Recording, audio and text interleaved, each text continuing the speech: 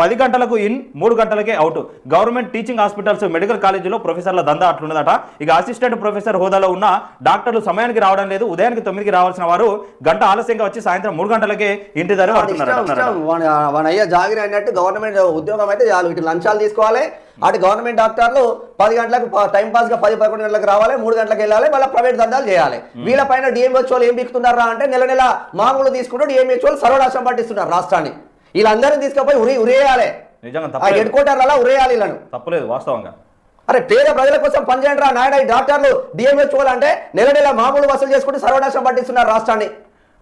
సోయిలేని మంత్రులు పాడాలి మన దగ్గర. ఒక్క దామోదర రాజనరసింహ ఒక్క హాస్పిటల్ అంటే తిరుగుతలేవేందేయడము. ఈ గవర్నమెంట్ హాస్పిటల్ పనిచేస్తలేవా నీకు?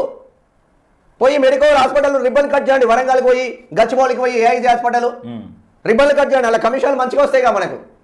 మనమే పెట్టుబడులు పెట్టబడతాయి మెడికల్ హాస్పిటల్.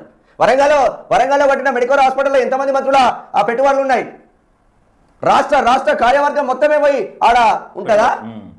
సిగ్గు అనిపిస్తలే మనకు కొంచెమన్నా? సిగ్గు శరం చీము నెత్తు. ఈ ప్రభుత్వ ప్రజల కోసం పనిచేస్తున్నారా? మీకోసం మీరు పని చేసుకుంటున్నారా?